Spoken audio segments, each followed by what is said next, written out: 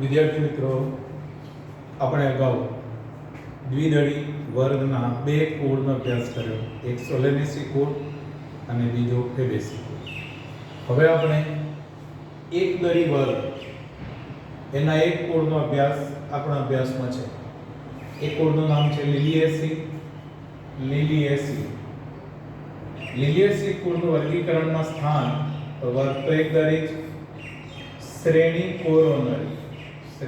Coronary વર્ગ એક દળીના ઉપવર્ગ નથી એટલે ડાયરેક્ટ શ્રેણી કોરોનેરીના પણ ગોત્ર નથી એટલે ડાયરેક્ટ વર્ગીકરણમાં કોડ એકમ અને કોડ તરીકે લિલિએસી. સામાન્ય રીતે આ વનસ્પતિઓની પ્રકૃતિની વાત કરીએ તો વિશ્વમાં બધે જ જોવા મળે. આમ તો ફેબેસી કુળમાં પણ વિશ્વમાં બધે જ આપણે બોલતા હતા. હવે વાનસ્પતિક લક્ષણોની વાત કરીએ તો એકદળી વનસ્પતિ છે વિદ્યાર્થી મિત્રો, એટલે બધાને ખબર છે કે એકદળી વનસ્પતિ દ્વિવર્ષાયુ, એકવર્ષાયુ, દ્વિવર્ષાયુ કે બહુવર્ષાયુ પણ હોઈ શકે. એકદળી વનસ્પતિઓના જે મૂળ તંત્રની આપણે વાત કરીએ વિદ્યાર્થી મિત્રો, મૂળ તંત્ર તો આવું તંતુમય પ્રકારનું મૂળ તંત્ર આપણને જોવા મળે. ઘણી વખત એનો પ્રકાંડનો ભાગ આ રીતે જમીનમાં ભૂગર્ભીય હોય અને પ્રકાંડની ગાંઠો ઉપરથી નીકળેલા આવા પર્ણો હવાની અંદર આપણને જોવા મળે. એટલે જ વિદ્યાર્થી મિત્રો અહીં પ્રકાંડની અલગ નોંધ નથી આપી. એમાં ઘણી વખત એ પ્રકાંડનો ભાગ એ ખોરાક સંગ્રહ કરી અને મોટો પણ બને, જેને આપણે કંદ તરીકે. ઘણી વખત પર્ણનો જ નીચેનો ભાગ ખોરાક સંગ્રહ અને મોટો બને, તો દાખલા તરીકે ડુંગળી અને લસણમાં તમે જોઈ શકો છો કે નીચેનો ભાગ ખોરાક સંગ્રહ મોટો બને. અમુકમાં પ્રકાંડનો ભાગ મોટો બને, અમુકમાં પ્રકાંડ એવી રીતે ડેવલપમેન્ટ થાય કે એમાં ખોરાક સંગ્રહ થાય, મૂળમાંથી નીકળે ગાંઠામૂળ. તો આવા વિવિધ સ્વરૂપે આ વનસ્પતિઓ પ્રકાંડનો ખોરાક સંગ્રહ માટે પણ ઉપયોગ કરે. કારણ આ વનસ્પતિઓ બહુ વર્ષાયુ છે અને મૂળ તંત્ર તંતુમય છે, એટલે જ્યારે પાણીની ઉપલબ્ધિ ન હોય ત્યારે ખોરાક સંગ્રહનું કાર્ય કરી કંદ, વજ્રકંદ કે ગાંઠામૂળી જેવી રચનામાં ફેરવાય. પર્ણની વાત કરીએ વિદ્યાર્થી મિત્રો આમાં, તો જો પર્ણ આ જે પ્રકાંડ છે એ પ્રકાંડની ગાંઠો ઉપરથી આમ નીકળી અને આ રીતે જોવા મળે એટલે તલસ. વળી એક ગાંઠ ઉપરથી એક જ અને વિરુદ્ધ તરફ એટલે એકાંતરિક.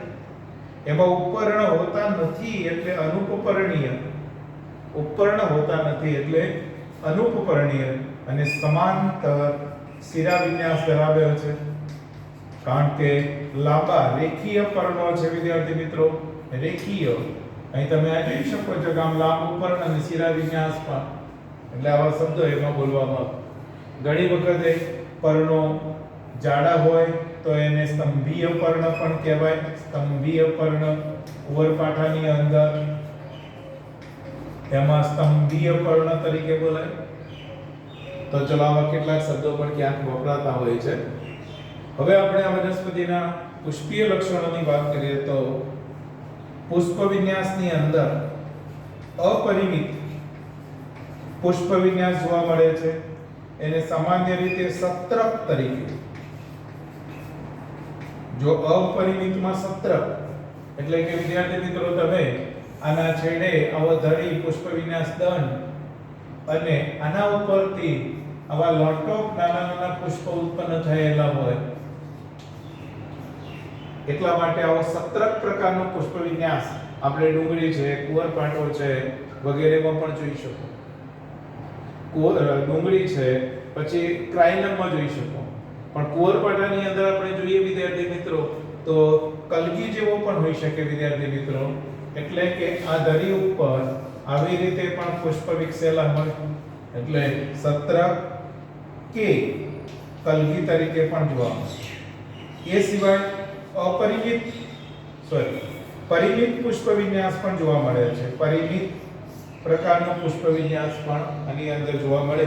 હવે પરિમિતના પુષ્પ વિન્યાસના પેટા પ્રકાર વિશે આપણે કંઈ વાત નથી કરી, એટલે ચાલો રવા દઈએ.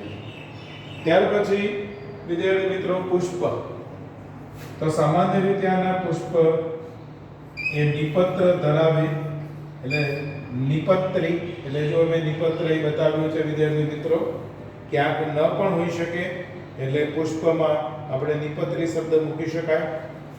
તદ ઉપરાંત પુષ્પમાં ત્રિયાવયવી, જો એ બધા જ ભાગો વજ્ર, દલપત્ર, પુંકેસર વગેરેના ભાગો 3 કે 3 ના ગુણકમાં હોય, ત્રિયાવયવી.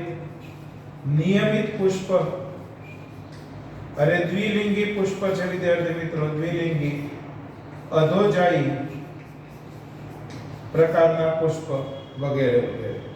તો ચલો અહીં તમે જોઈ શકો છો વિદ્યાર્થી મિત્રો, 3 ના ગુણકમાં એટલે ત્રિયાવયવી બોલ્યા. નિયમિત ગમે તે રીતે ભાગો 3 થઈ શકશે એટલે નિયમિત એ કહી દીધું. દ્વિલિંગી અધોજાયી પ્રકારના. હવે વિદ્યાર્થી મિત્રો, વજ્ર ચક્ર અને દલ ચક્ર બંનેની જગ્યાએ આમાં પરિપુષ્પ ચક્ર બોલીશું આપણે, પરિપુષ્પ. એટલે એને સંજ્ઞામાં p વડે દર્શાવવામાં આવે છે અને એ પણ એની ગોઠવણી બે ચક્રમાં 3+3 અને બંને ચક્રો વચ્ચેનું જોડાણ છે. જો બહારના ચક્રમાં આવેલા પરિપુષ્પ 3, અંદરના ચક્રમાં આવેલા પરિપુષ્પ 3, આ પરિપુષ્પ અને આ પરિપુષ્પનું આ રીતે જોડાણ, સંલગ્નતા જોવા મળે છે આપણને, એટલે જોડાયેલા છે. એટલા માટે જો કેવી રીતે બતાવું, તો આ રીતે પરિપુષ્પ જોવા મળે છે આની અંદર વજ્ર દલ ચક્રને બદલે આની અંદર પરિપુષ્પ નામની રચના. પુંકેસર ચક્રની વાત કરીએ વિદ્યાર્થી મિત્રો, તો 6 છે, પણ એમ કહેવાય કે 3+3 એમ બે સમૂહની અંદર જોવા મળે છે વિદ્યાર્થી મિત્રો. 3+3 એટલે કે બે સમૂહની અંદર આવેલા છે. વળી હું અહીં કહીશ વિદ્યાર્થી મિત્રો, જો પુંકેસર અહીં કહી દઈશ પરિપુષ્પ લગ્ન. પુષ્પ લગ્ન કેમ? તો આજે પુંકેસરો છે પરિપુષ્પ સાથે જો અભિલગ્નતા ધરાવે છે, જોડાયેલા. અહીં તમે જોઈ શકો છો કે 6 પુંકેસરો બતાવી દીધા. 6 પુંકેસરો આ રીતે જોડાયેલા. હવે 3+3 એટલે ઘણી વખત અમુક વનસ્પતિની અંદર વિદ્યાર્થી મિત્રો આ રીતે થોડાક બીજા ચક્રની અંદર જોવા મળે આપણને. તો અહીં વિદ્યાર્થી મિત્રો આ એક ચક્રની અંદર આવી ગયા કહેવાય 3 અને બીજા ચક્રની અંદર 3. તો ચલો એ રીતે પણ આપણને જોઈ શકાય. તો પરિપુષ્પ સાથે જોડાયેલા છે અહીંથી આપણે જોઈ શકો છો, એટલે પરિપુષ્પ લગ્ન શબ્દ બોલાય છે. અને સ્ત્રીકેસરની વાત કરીએ વિદ્યાર્થી મિત્રો, તો અહીં 3 ની સંખ્યામાં માટે બીજાશય આનું ત્રિકોટરીય દેખાય છે, ત્રિકોટરીય. વળી પાછા અક્ષવર્તી જરાય વિન્યાસ અને બીજાશય ઉચ્ચસ્ત પ્રકારનું આપણને જોવા મળે છે. માટે 3 જોડાયેલા અને ઉચ્ચસ્ત. તો ચલો આવો બીજાશય આપણને જોવા મળતું હોય છે વિદ્યાર્થી મિત્રો. તો ચલો આ થઈ ગઈ સ્ત્રીકેસરની સમજ વિદ્યાર્થી મિત્રો. હવે જરાય વિન્યાસ પણ આપણે અક્ષવર્તી બોલી નાખ્યા અને પુષ્કળ અંડકો આવેલા છે. બીજ ફળની વાત કરીએ વિદ્યાર્થી મિત્રો, તો આની અંદર આપણને બીજ એ ભ્રૂણપોષી પ્રકારના બીજ, આમાં એકદરી વનસ્પતિમાં ભ્રૂણપોષી બીજ વધારે. ફળની વાત કરીએ તો પ્રાવર કે અનસ્થિલા પ્રકારના ફળ. હવે આ શબ્દ પણ આપણને ક્લિયર છે. પ્રાવર ફળ પણ આપણે આગળ બોલી ગયા વિદ્યાર્થી મિત્રો, સોલેનેસી કુળમાં પ્રાવર ફળ હતા. અનસ્થિલા શબ્દ પણ સોલેનેસી કુળમાં હતો કે જેનું અંતઃફલાવરણ નાજુક પાતળું હોય તો અનસ્થિલા. તો એવા અનસ્થિલા ફળ જોવા મળે છે. ત્યાર પછી આની અંદર વિદ્યાર્થી મિત્રો ઉદાહરણની વાત કરો તમે, તો ઉદાહરણ આપેલા છે પુષ્પસૂત્ર વે, જો નિપત્રી, નિપત્રની નોંધ પણ બતાવી આપણે. નિયમિત પુષ્પ, આ જે અક્ષ બતાવીએ છે એમાં સિમ્બોલ વડે પણ દર્શાવી શકાય. ઉભયલિંગી, પરિપુષ્પ 3+3 અને એ પુંકેસર સાથે અભિલગ્નતા દર્શાવે છે. સ્ત્રીકેસર 3 યુક્ત રીતે જોડાયેલા. માટે બીજાશયના આડા છેદમાં 3 કોટરો, વચ્ચે અક્ષ સાથે બધા અંડકો જોડાયેલા, અક્ષવર્તી જરાય વિન્યાસ, ચલો પુંકેસરો અને પરિપુષ્પ. તો પુષ્પસૂત્ર અને પુષ્પાકૃતિ તો આવડવી જોઈએ.